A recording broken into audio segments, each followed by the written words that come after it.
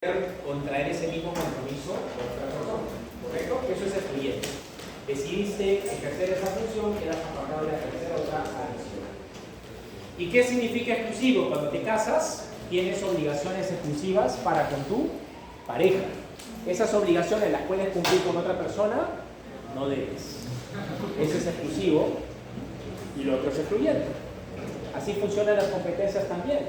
Si es exclusiva, es solamente con ella o es entidad, punto, no más. ¿Está claro? Vale. Vamos a los tipos de controles, ¿ya?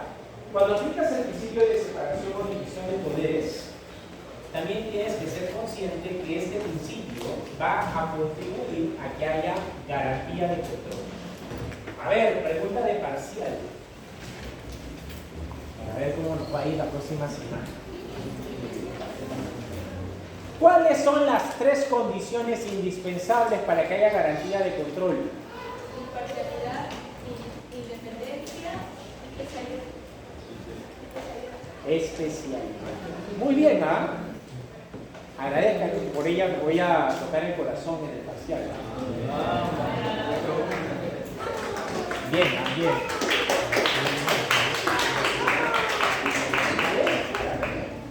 Muy bien.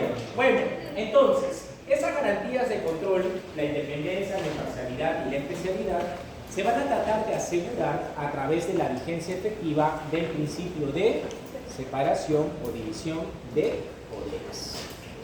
Este principio de separación o división de poderes, por lo tanto, se va a proyectar a través de dos tipos de controles. Así como se va a proyectar en el ámbito de las competencias, y vamos a definir exclusivas, delegadas o compartidas, en el ámbito de los controles, dependiendo de cómo estructures o configures el control, vamos a tener dos tipos de controles. Control intraorgánico y el control interorgánico. Bien, intraorgánico, interorgánico. A ver, jóvenes valores, para que me hagan mi Semana Santa y no esté renegando. Les cuento que he renegado en la sesión de la mañana, no de teoría constitucional, sino de derechos fundamentales. Pequeño paréntesis. Lección de vida. ¿Ya? Si son masoquistas y van a llevar derechos fundamentales conmigo, va la advertencia. En derechos fundamentales no hay reforma que se va a proponer, sino es demandante, demandado y audiencia en base a un caso concreto. ¿De acuerdo? Y ahí tenemos varios demandantes, tenemos varios demandados y tenemos dos fechas de audiencias donde se lleva a cabo un juicio, ¿no? Primero alguien sustenta la demanda, el otro contesta la demanda, luego hay réplica, luego hay dúplica y luego vengo yo y te hago preguntas como si fuera un juez y listo, muere el asunto ahí. Pero hay una condición que ya ustedes demandan de la casa. La demanda se tiene que presentar en la fecha y lugar establecido. Porque si la demanda no llega, se considera presentada. Entonces yo no tengo nada sobre lo cual impartir justicia y por lo tanto, como dice la pregunta hoy, entonces, ¿qué ha sucedido? Que hoy de los 6 grupos que tenían que traer demanda, solamente 4 llegaron en plazo. ¿Y saben qué es lo peor? Que en la nota de tareas académicas es 2 controles: la demanda o contestación según el rol que te toque y la audiencia. Pero si no presentas demanda, como ocurre en un juicio real, ¿qué no va a haber? Entonces ya tienes 2 ceros. ¿Sí? ¿De verdad? Sí, claro. Fíjense que yo bromeo cuando digo las cosas, ¿no? Entonces, lamentablemente hay 2 grupos que no presentaron su demanda en plazo. Además, llegaron así 5 minutos tarde. Lección de vida, llegaron así. Y yo aquí, no. Media vuelta y se va. Porque ya el plazo venció. Entonces, ¿saben qué es lo que hizo otro grupo? Mandó a otra persona a traer su demanda. Está bien. Así. La obligación del abogado, y les voy a enseñar eso a que se acostumbren a hacerlo, es personalísima. Yo te contraté a ti, tú me presentas la demanda. No mandes a nadie, nadie es mandadero ni mandadera de nadie. Esa alumnita, porque fue una alumna de buen corazón, ¿sabe qué es lo peor? Que trajo la demanda del grupo del otro y la persona que de su grupo tenía que traer la demanda no la trajo en clase.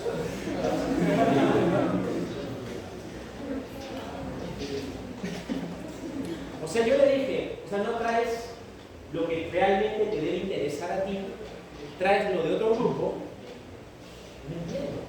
O sea, sinceramente, aprecio el buen corazón, ojo, pero mínima diligencia, primero preocúpate por lo tuyo, porque el cliente te está pagando a ti. El cliente le está pagando a los otros abogados y el trabajo de los otros abogados sí lo hace bien y el que le paga a ti no lo hace bien. Esa parte no la entendí. Bueno, entonces, lección de vida, no cabe, nuestra obligación es personalísima. Así como tú vas a tener una sonrisa de la oreja cuando veas los honorarios depositados en tu cuenta, así también es tu obligación para con tu cliente. Te está pagando a ti, el servicio lo tienes que dar tú. No es como que yo cobro y llamo a alguien, al practicante, y haga la demanda sin que yo previamente la revise, porque puede ser el orador para que vaya entrenando, está bien. Pero si tú vas a poner tu firma como abogado es porque se supone que das fe de que eso ha pasado por tu calidad profesional. Entonces, a mí me dio mucha pena, porque si son dos grupos y cada grupo tiene 5 grupos integrantes, hay 10 personas que ya se están poniendo en la prueba floja. No es definitivo, porque si tú sumas parcial y final, todavía puedes sacar adelante el curso. En estricto, matemáticamente hablando, tanto que le gusta lo que le encanta el fútbol, todavía se puede. Pero sí es cierto que ya tienes un promedio de tareas académicas definitivamente desaprobado, porque lo vas a promediar con 2 años. Entonces, que les sirva de lección de vida, doctoras y doctores, ¿verdad? Que les sirva. No solamente yo, por lo menos, no formo técnicamente. Los conceptos está bien que los sepas y los sepas aplicar, está bien. Pero el profesional también debe tener la actitud, la responsabilidad y el compromiso de un profesional. ¿Y qué es lo que hace un profesional? Las cosas a tiempo. ¿Saben qué es lo peor? Que esa demanda podían haberla presentado la semana pasada, la antepasada, porque es un plazo legal, como todo plazo legal es abierto. O sea, yo les di la demanda, el caso, les digo, tienen hasta tal día, tal hora para presentar la demanda. Dejaron pasar, y claro, llega el día último, desesperados, y ahí está la consecuencia.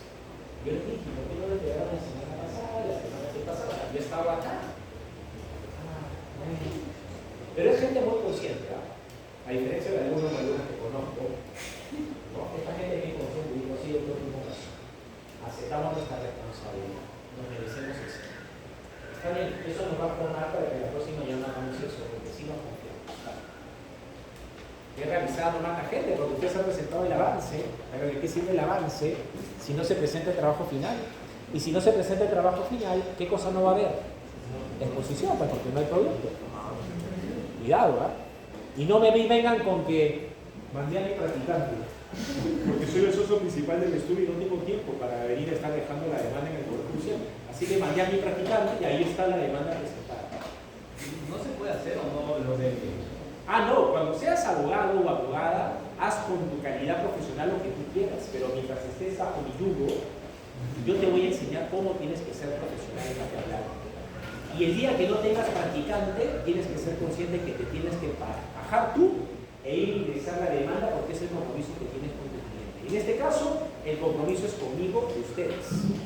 Así que no me mandan al practicante. Acostúmbrense a hacerlo ustedes. Ya cuando el tiempo no te dé, porque puede pasar, es verdad. Pero eso hazlo fuera de la universidad. Aquí no comenzamos con las actitudes de que para eso está mi practicante. Entonces las prácticas a dolores me parecen mal. A mí me parece mal. Si es consentida por la persona que quiera practicar, está bien. Ahí tú si quieres poner tu energía gratis a favor de tu hacer. Ok, ¿está claro? ¿Se entiende? Bueno, cerramos el paréntesis. Tipos de controles. 2 tipos de controles. Intraorgánico e interorgánico. A ver, jóvenes valores, sorprendan. Prefijos. ¿Qué significa intra? Inter.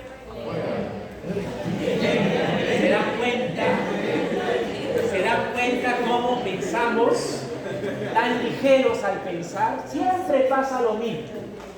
Siempre, porque claro, nos da flojera razonar, así que ya, pues el otro debe ser fuera. Intra dentro, inter, entre. Entonces, si siguen el razonamiento de los prefijos intra, inter, esto es más fácil así.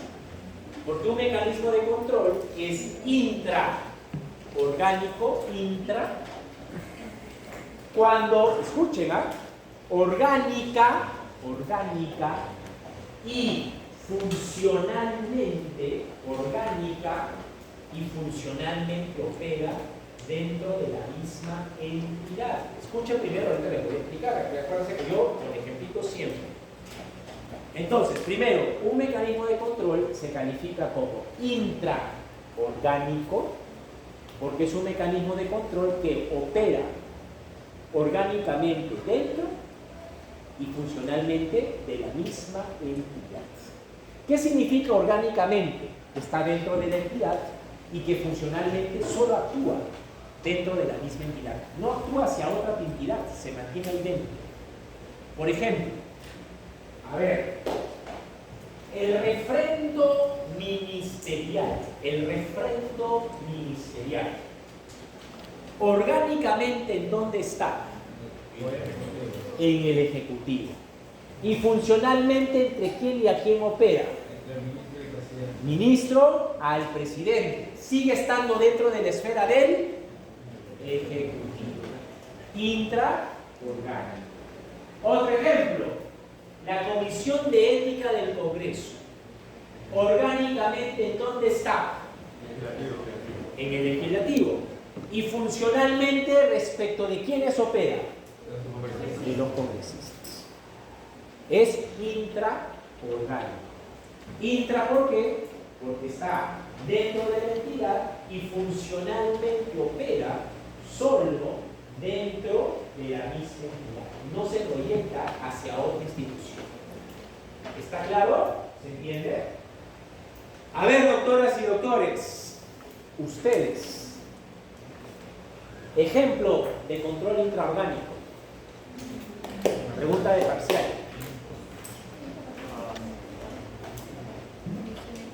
Doctor, ¿cómo?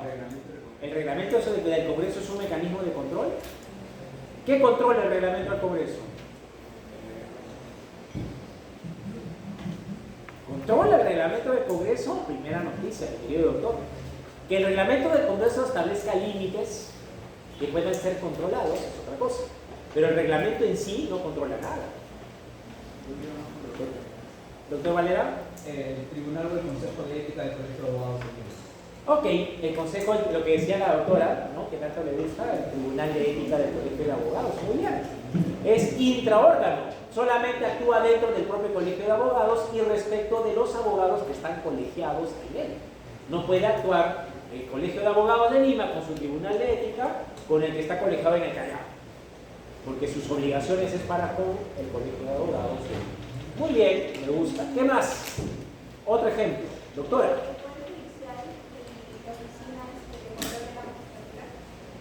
Ok, pero ya no existe exactamente como tal, ¿no? Ahora hay una autoridad nacional de control que también opera en el Ministerio Público y en el Poder Judicial. Pero está bueno, está bien, orgánicamente está dentro y funcionalmente solamente actúa en el ámbito del Poder Judicial. Muy bien. El cuerpo militar podría ser, funciona solo para su estructura propia. Pero es que hay un temita. Los conflictos de competencia entre la justicia militar y el Poder Judicial los resuelve la Corte Suprema. ¿Qué más? Doctora, acuérdense que hay una nota de participación en clase, por eso estoy haciendo esto. Para que quienes están ahí un poquito en la cuerda floja, después del avance que hemos revisado la semana pasada, puedan ir mejorando ese promedio. ¿Cómo? Pero ¿cuál es el mecanismo de control allí?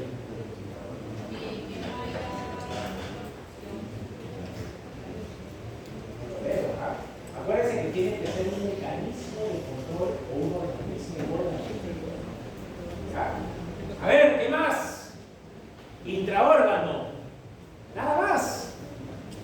¿Están llevando procesal? Están llevando procesal, ¿verdad? Ok. ¿Cuál es la diferencia entre acción, recurso y proceso? Mi profe le dijo que tiene nomás. ¿No han llegado ahí todavía? Ah, ya, todavía no han llegado. Ok. Ok, no está bien. Pero, por ejemplo, los recursos son intraórganos. ¿Por qué los recursos? Porque cuando tú recibes una decisión de primer nivel o de primer grado, puedes revertir esa decisión presentando un recurso que se llama recurso de apelación. Ese recurso de apelación lo va a revisar la Corte Superior. Pero Corte Superior, juzgado o juez de primer grado siguen estando dentro del Poder Judicial. Entonces, esos recursos son intraórganos. Pero ahí te voy a poner una pregunta. ¿Y el recurso de agravio constitucional que te he explicado hace unos minutos es intraórgano? No, ¿verdad? Porque ¿qué permite el recurso de agravio constitucional? Presentar al Tribunal Constitucional. Que el Tribunal Constitucional controle lo que resolvió el Poder Judicial. Entonces, ¿ahí qué sería? Ah, muy bien. Entonces, por eso es importante tener presente orgánica y funcionalmente dónde opera el mecanismo de control. Porque si las dos condiciones, orgánica y funcional, se conservan dentro de la misma entidad, es necesariamente intraorgánico.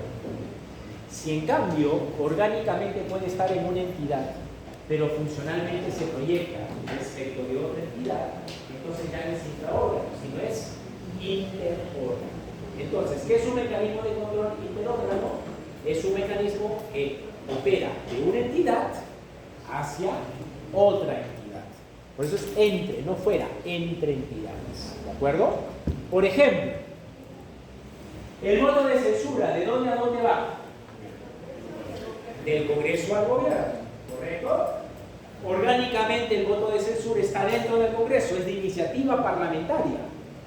Pero el Congreso solamente puede activar ese mecanismo de control respecto de las actuaciones del Ejecutivo, ¿no? Concretamente, ¿de quiénes? De los ministros. ¿Bien? Cuidado, que todo eso puede venir a pasar. Tú me dirás, profe, pero esas son las lecturas, pero por eso estoy utilizando los ejemplos. Para que con los ejemplos tenga una excusa perfecta de meter esos temas en el examen. El voto de confianza, ¿de dónde a dónde? Del Ejecutivo al Congreso. La disolución. La disolución parlamentaria, ¿de dónde a De dónde? parte del Ejecutivo al Ejecutivo. Del Ejecutivo al Congreso. El voto de investidura. ¿Existe en el Perú? Ah, no, bueno, en su lectura existe. ¿En el modelo? ¿Cómo? En la lectura. Pero por eso pregunto, ¿existe en el Perú? Usted se refiere al voto de investidura en el modelo parlamentario puro. ¿De dónde a dónde va, doctor? Del legislativo a los ministros. Muy bien. Ley. Interpelación también por eso. ¿La qué? Interpelación. La interpretación. Interpelación. Ah, interpelación. Muy bien. ¿De dónde a dónde? El Congreso al Muy bien. Oficina de Control Interno desde Contraloría General. A ver, vamos a ver ese ejemplo. ¿Han escuchado ustedes, como preguntaba el doctor, o comentaba el doctor González, han escuchado de las oficinas de control interno o los órganos de control institucional, las OSIs? ¿No? Ok. A ver. Las oficinas de control interno o los órganos de control institucional orgánicamente van a estar en toda entidad pública. ¿Ya? Tú vas a buscar el organigrama de una entidad pública y vas a ver que en toda entidad pública aparece en el organigrama la OSI, la Oficina de Control Interno, la Oficina de Control Institucional, ahí está. Orgánicamente, entonces, la OSI está dentro de toda entidad pública, ¿correcto? Pero ¿a quién reporta la OSI? La OSI reporta a la Contraloría General de la República, ¿correcto? Entonces, la OSI sería interórgano, intraórgano, mixto ¿qué sería? Levantando la manito. Levantando la manito, la OSI, ¿qué sería?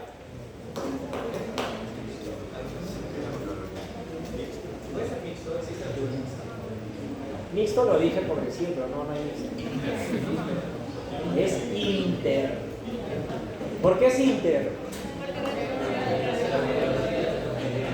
Porque a través de la OSI, la Contraloría controla a todas las entidades públicas. Entonces la OSI es como una... ¿Ustedes han visto a alguien? ¿Alguien? ¿Cuál? ¿Una película? Una película en general. ¿Sí, no? ¿Qué hace? ¿Cómo funciona alguien que siembra dentro su mosquito, verdad? Ya, la Contraloría hace mismo. Eso mismo lo hace. En cada entidad pública mete su mostrito. ¿Para qué? Para que a través de ese mostrito la Contraloría pueda supervisar lo que pasa en esa entidad. Porque si no, ¿cómo la Contraloría podría asegurarse de que, por ejemplo, no se están saltando procedimientos o que el presupuesto se está gastando en fines para los que no se aprobó? La Contraloría necesita estar donde pasan las cosas. Entonces, mete al titular de la OSI. ¿Está claro? ¿Qué pasaría? Pregunta de parcial. ¿Qué pasa si el titular de la OSI, mejor dicho, ¿quién debería nombrar al titular de la OSI para que las OSIs sean garantía de control? Pero no son para la Contraloría con un periodo. ¿Quién tendría que nombrar? No he dicho quién los nombra. He preguntado, ¿quién debería nombrar al titular de la OSI para que haya garantía de control? Eso no me responde la pregunta. ¿Quién debería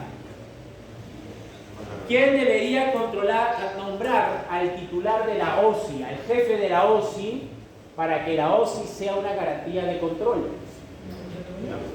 La Contraloría, así de obvio. Porque lo que no puede suceder bajo ninguna circunstancia es que lo nombre ¿quién? La misma entidad en la que va a ejercer su labor de control.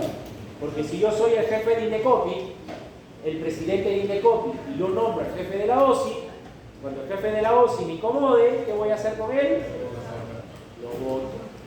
Por eso es que es importante que el titular de la OSI sea nombrado por la propia Contraloría, para que así esta autoridad, dentro de cada entidad pública, pueda ejercer su labor de control, sin tener el temor de imputar cochinadas y notificar o informar a la Contraloría. Si no, imagínense lo que pasaría cuando el jefe de la OSI se entera que estás hablando pestes de él porque está haciendo mal su trabajo, que está saltando procedimientos y demás, que podría votar. Eso no garantizaría que el titular de la OSI haga su labor de control. ¿Está claro? Una última pregunta y seguimos con el siguiente tema. El proceso de inconstitucionalidad. El proceso de inconstitucionalidad. ¿Intra o inter? En el proceso de inconstitucionalidad. ¿Inter? Intra.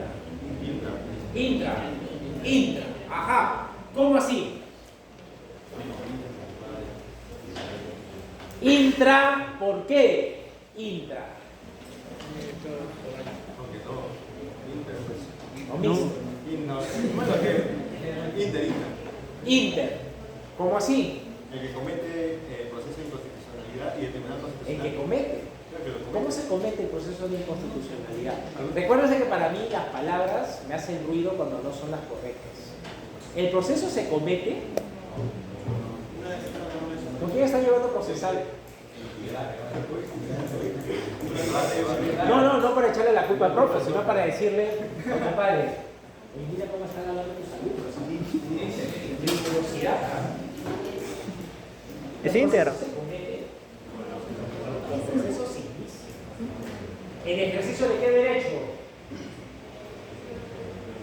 Doctora, para todos. De acción. Por eso el derecho de acción es un derecho subjetivo, público, abstracto, autónomo. ¿Y qué es un recurso? Ya mismo todavía no me dijo. tranquilo, no lo voy a correr.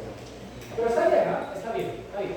A ver, el proceso de inconstitucionalidad es íntegro, porque es el Tribunal Constitucional el que a través del proceso de inconstitucionalidad puede controlar las normas con rango de ley que emiten las otras instituciones. ¿Solo con rango de ley? ¿Ah? ¿Solo con rango de ley? El proceso de inconstitucionalidad, ¿usted cree? ¿O me está afirmando? No, le estoy preguntando. Ah, me está preguntando. Claro, sí. Doctor Egúquiza. A ver, el doctor Egúquiza me ha hecho una pregunta interesante. El proceso de inconstitucionalidad solo procede contra normas con rango de ley. No, ¿verdad?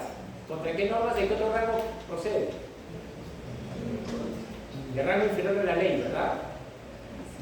¡Mal! Solo con rango de ley. Solo con rango de ley, doctoras y doctores. Pero, profesor, ¿no podría aplicarse también para normas infralegales? ¿Por qué? Para eso está el proceso de acción popular, que es otro proceso que vamos a ver más adelante. A ver, jóvenes valores. El proceso de inconstitucionalidad, por si acaso, solo procede contra normas con rango de ley.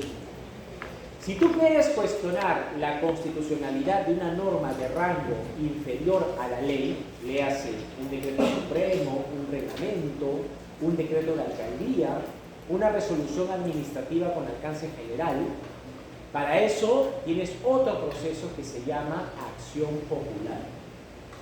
El proceso de inconstitucionalidad es de competencia compartida, delegable o exclusiva. ¿De quién? El proceso de acción popular es competencia exclusiva ¿de quién? Del Poder Judicial.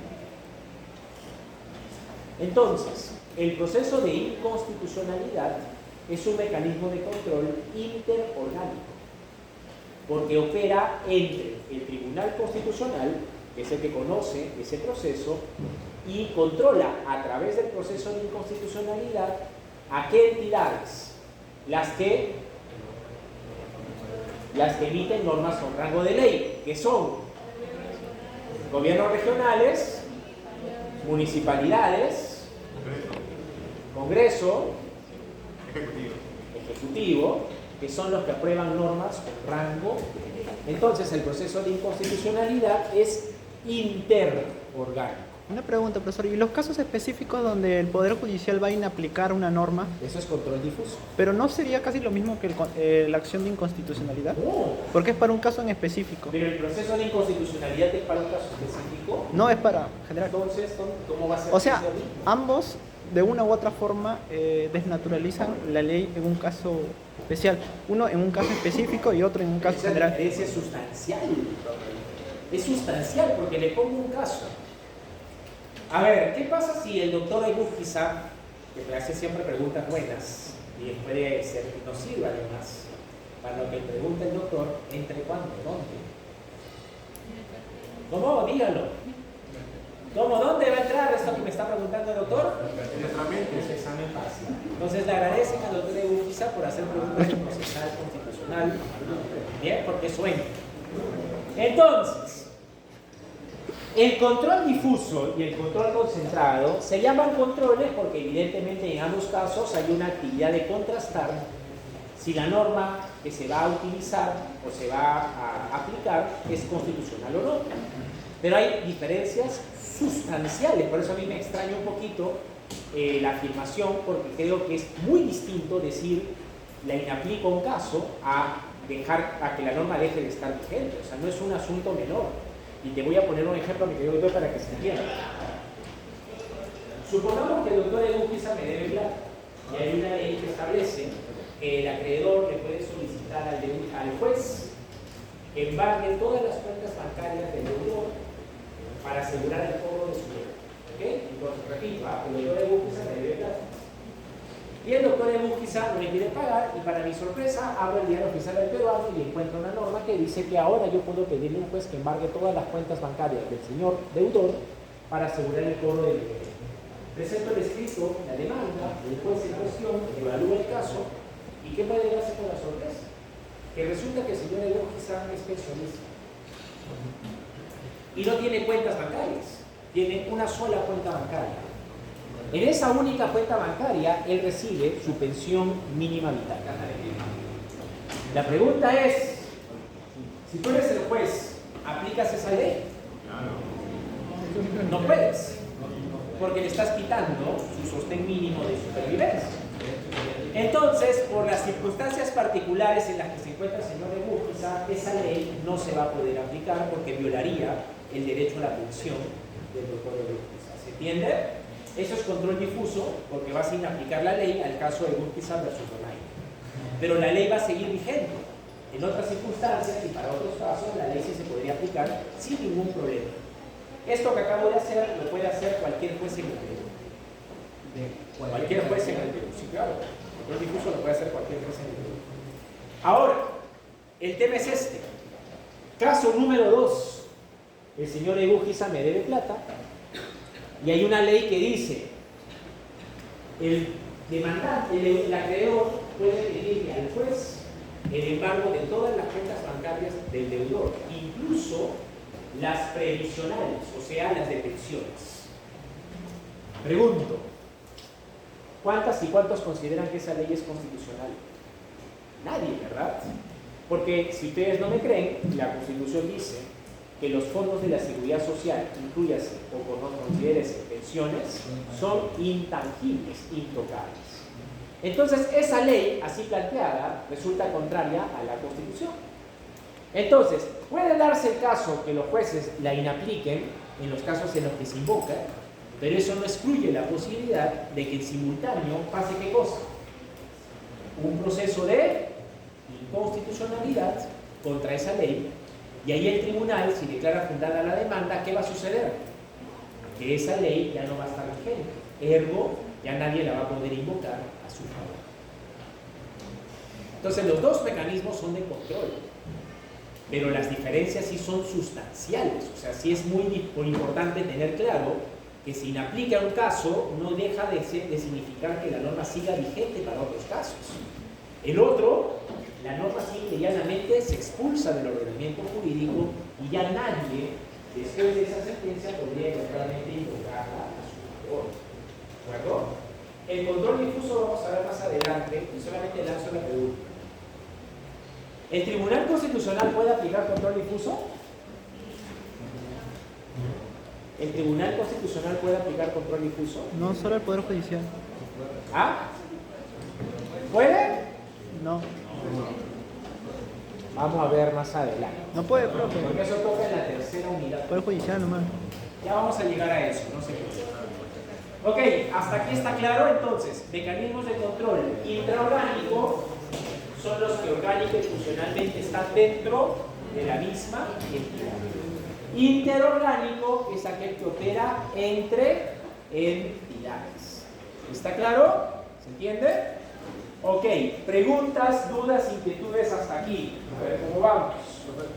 Todavía tenemos tiempo. Sí. Dijo que el proceso de inconstitucionalidad es similar porque el Tribunal Constitucional, a través del proceso inconstitucional, Proceso de inconstitucionalidad controla a todas aquellas entidades que pueden expedir normas con rango de ley. Entonces, ¿el mecanismo de control es el Tribunal Constitucional? Pregunto, ¿el mecanismo de control es el Tribunal Constitucional? No. ¿Cuál es el mecanismo de control? La acción de inconstitucionalidad. No me digan acción de inconstitucionalidad. Proceso de inconstitucionalidad. Acuérdense que la acción es un derecho público, subjetivo, abstracto, autónomo. Lo que tú activas, producto del derecho de acción, es un proceso. Por lo tanto, la diferencia no es que haya acción, acción, acción, acción.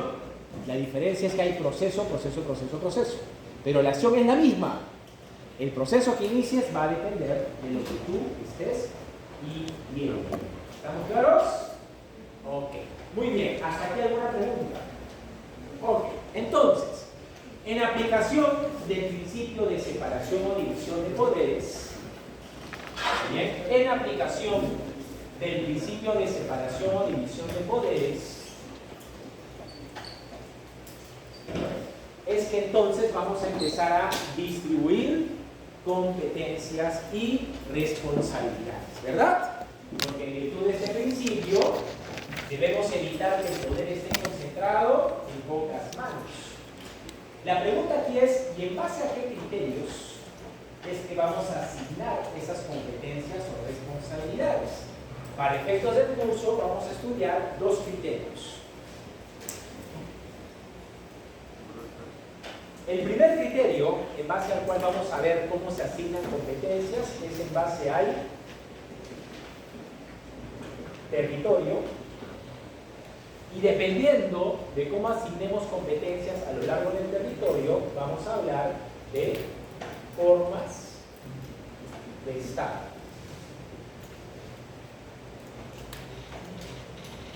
Y el otro criterio que vamos a estudiar a fin de establecer cómo se asignan responsabilidades es a través de a qué organismo o entidad le vamos a confiar la función de direccionalidad política. ¿Ya? La función de direccionalidad política. Y dependiendo de a qué entidad le confiamos la función de direccionalidad política, hablamos de sistemas de gobierno. Entonces, repito, básicamente en el curso vamos a estudiar dos formas de organización del poder, dos formas de cómo se distribuyen las competencias estatales. La primera forma tiene que ver con el territorio. ¿Cómo se asignan competencias a lo largo del territorio? Dependiendo de cómo lo hagamos, vamos a hablar de formas de Estado. Y el segundo criterio es el de la función de direccionalidad política. Dependiendo de a qué entidad le vamos a dar esa función de tomar esa decisión de a dónde vamos políticamente, hablaremos de sistemas de gobierno. En las formas de Estado, básicamente nosotros vamos a estudiar tres formas de Estado que ya las conocen, que son formas de Estado. Muy bien. ¿Y los sistemas de gobierno?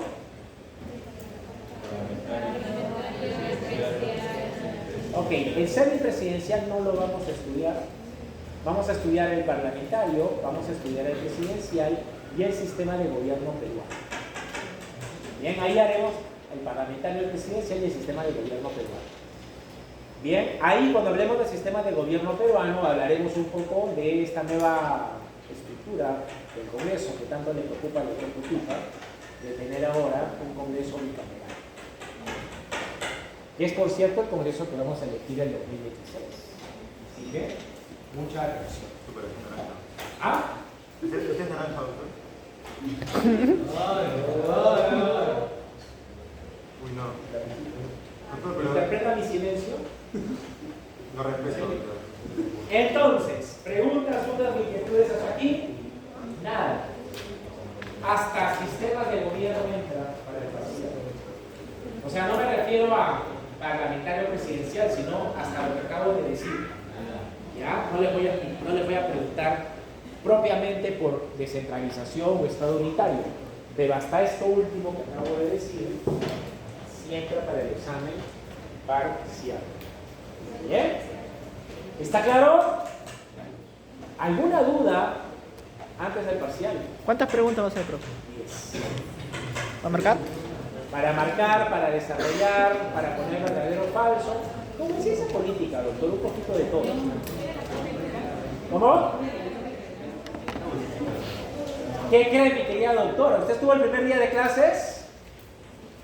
Parece que no. Porque ¿qué dije?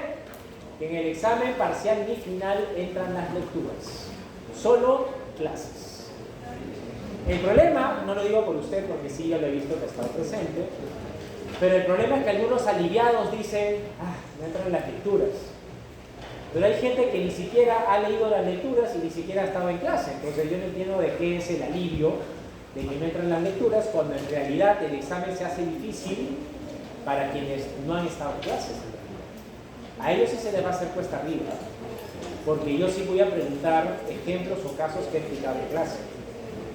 Esto que he mencionado de control difuso y control concentrado, por ejemplo, lo podría presentar tranquilamente y le damos las gracias al doctor Egupiza por haber aportado a la clase para incorporar ese tema que estaba proyectado para tercera unidad, pero ya que lo hemos comentado.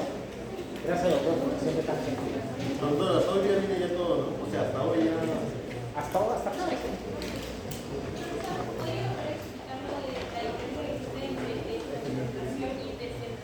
Pero no entra al examen. Lo único que les dije es que en la descentralización hay transferencia de competencias y en la desconcentración hay una delegación.